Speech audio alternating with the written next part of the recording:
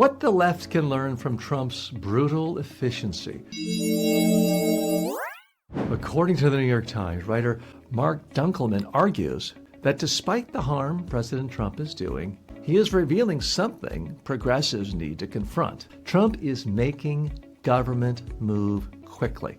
Dunkelman notes that Joe Biden's major climate and infrastructure projects often stalled in execution, pointing to billions for electric vehicle chargers that produced fewer than 60 new stations. Kind of pathetic when you think about it. By contrast, Trump's deportations, tariffs, even military actions may be harmful, but they're carried out very swiftly, just like knocking down the East Wing. He gets stuff done. The larger point is that progressives have become conflicted about government power. They want strong authority to regulate corporations and build green energy, but they fear that same authority on issues like abortion, policing, and minority rights. Dunkelman argues that the Trump era should push progressives to rethink their theory of power, to protect rights, but also empower someone in government to move projects forward without endless delays. He says the left must regain the capacity to build things again, from housing to transit to clean energy,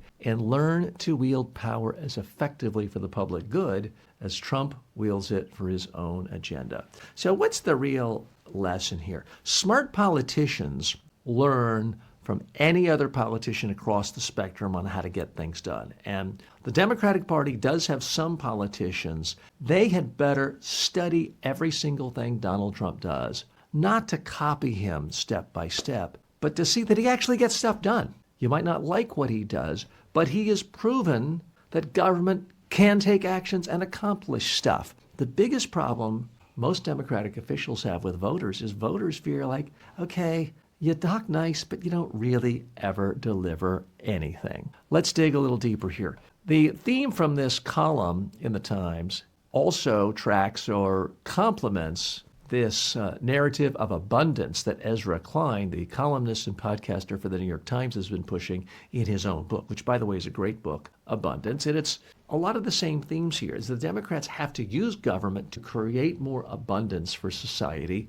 That has to be done by doing things like creating green businesses and creating housing that's actually affordable. And so many Democrats, look no further than California and San Francisco and New York, are so obsessed with rules and procedure and fairness and organized labor and hurting somebody's feelings, all worthy issues individually, but you put those all together and it ends up strangling or handcuffing anyone who actually wants to create new housing or create a highway or create some form of infrastructure or create electric chargers, because it makes it really easy to kill any project. Someone comes up with a good idea, and 14 years later, you've got a situation like you do with the big dig in Boston or the big failed mass transit train in California, where everything is tens of billions of dollars over cost, and it hasn't been delivered. And that's on the Democrats. The Democrats cannot blame Republicans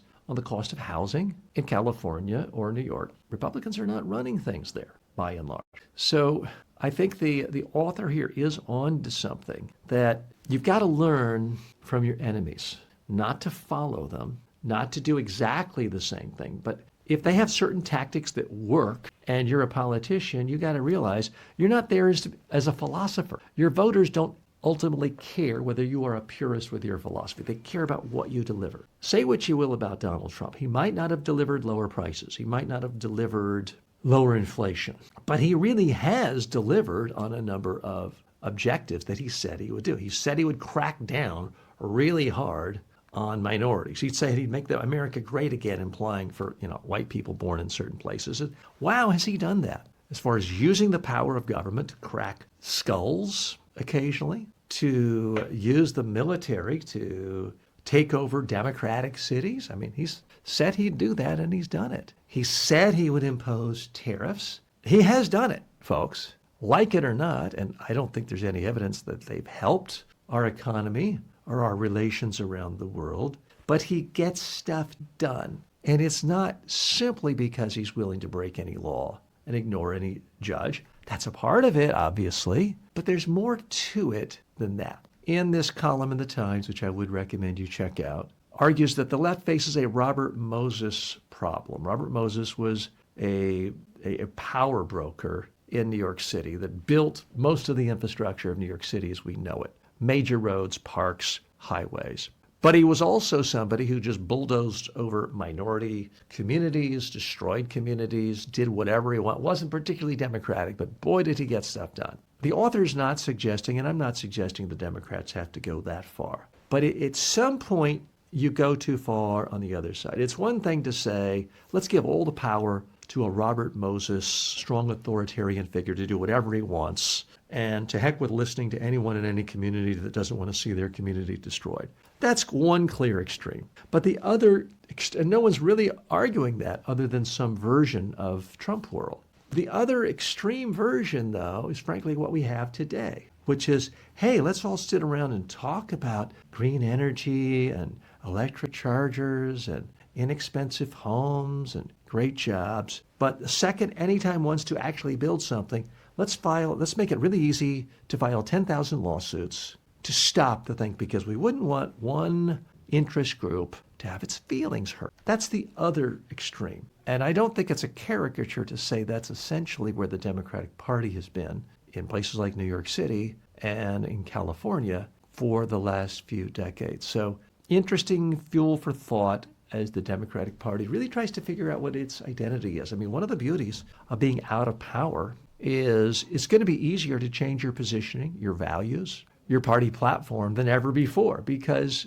people are looking for a change. They know that what they've got isn't working. A lot of Democrats, even though they won a few special elections this year, realize, okay, we know our brand is tainted. We know voters don't love what they think of when they think of a Democrat. We know that certainly in a lot of swing districts all over the country, our biggest problem is not the quality of the candidate, the communication skills, the education level, the intelligence, even the financial backing of our candidates. The biggest problem in the majority of swing districts in the United States for a Democratic candidate is the fact that there's the word Democrat in front of them. It is a tainted brand, primarily because of the perception that Democrats can't do anything. All they can do is call someone a racist, a sexist, a bully, and quite often it does need to be said, but that can't be the only thing your party does when they are in power. You've got to build affordable housing. You've got to build new universities. I mean, when's the last time we've seen in a Democratic state, I'm not talking about Texas and Austin, but in a Democratic state, truly build from scratch a brand new world-class university? I'm trying to think of the last one, and it's been a long, long time. Certainly not in this century.